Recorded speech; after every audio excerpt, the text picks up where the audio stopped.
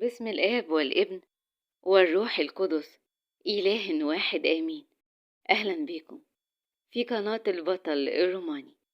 أما المتوكل على الرب فالرحمة تحيط به. مزمور 32. صوت ربنا ليك النهاردة. ابني الغالي، ما تخافش، هتكون بخير.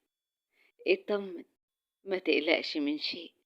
أنا مش هسيبك أبدا ولا هخذلك في يوم، لأنك غالي على قلبي ومحبوب عندي. أنا بدبر أحوالك كلها، وكلها هتبقى تمام وعلى أحسن حال. حتى اللي انت شايل همه وبتفكر فيه هتصرف فيه. اوعى تخاف، أنا معاك. أنا ضابط الكل، ثق فيا. ده أنا أقوى من أي ظروف، أنا أقوى من أي أحداث وتجارب وضيقات. ما تخافش أبدا من محنة ولا أزمة طول ما أنا معاك، لأنه لا يخزى من اتكل على الرب. اطمن، ما تخافش من شيء. ريح نفسك وقلبك، ما تقلقش من الجبل الصعب قوي اللي انت واقف قدامه، جبل الهموم والمشاكل. ما تخافش، أنا بقوتي هقدر عليه وهشيله من طريقك ومن حياتك كلها. أنا ما عنديش مستحيل، بس اتكل عليا وثق فيا وصدقني. وانا كل هم تقيل وحمل عليك هشيله عنك. ما تخافش، كل تجربة مرة وضيقة شديدة هخرجك منها.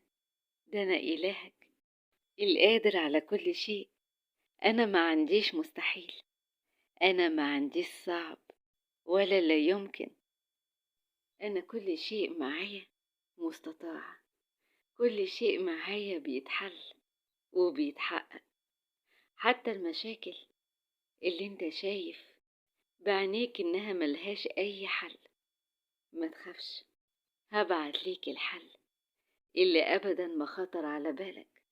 اطمن، مش انا قلتلك انا بدبر كل احوالك؟ بطل تفكير، بطل شيل هم واتكل عليا. ده انا عارف وشايف وسامع كل حاجة. انا عارف كل خباياك وكل اسرارك. انا عارف قلبك شكله ايه، لان الانسان ينظر إلى العينين، أما الرب فإنه ينظر إلى القلب. سفر صموئيل الأول عدد 16:7. أنا عارف اشتياقاتك، عارف أحلامك، عارف طموحاتك وكل اللي انت نفسك فيه، ومش هسيبك، هحققها كلها ليك، لأنك غالي قوي عندي. أنا مش عايز غير راحتك وسلامك، عايز ليك كل الخير، كل الفرح، واللي جاي مني ليك طبطبة إلهية بأفراح حقيقية. ما أنا عارف كل حاجة، أنا شايف كل محاولة، أنا مقدر كل تعب أنت تعبته، أنا شايف كل دمعة وكل كسرة، سامع كل صرخة وكل قولة اللي طالعة من قلبك وبتستنجد بيا.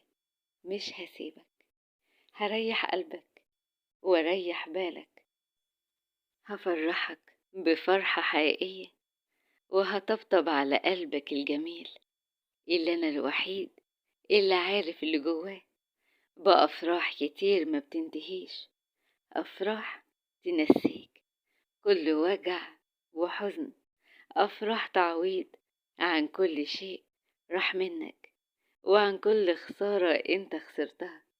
أفراح مش عادية، أفراح من إيدي أنا أبوك السماوي، أفراح تدوم معاك لأنها حقيقية، مش زي الأفراح اللي من إيد البشر. هفرحك، ما تخافش، وهيجي الوقت عليك قريب جدا من كتر الفرح والتعويض والخير الكتير اللي هغرقك فيه. هتبقى مش مصدق نفسك وهتتأكد إني بعمل كل ده لخيرك ولمصلحتك، هتتأكد إنك غالي عندي، وإنك محبوب أوي، وغلاوتك مفيش زيها. وهتقول وهتصرخ زي داود ما قال: عظم الرب الصنيع معنا فسرنا فرحين. ما انت ابني اللي لا يمكن أسيبك ولا أتخلى عنك. هوصلك للنجاح، هوصلك للراحة، هوصلك لحلمك وللسلام اللي بتحلم بيه بقالك زمان.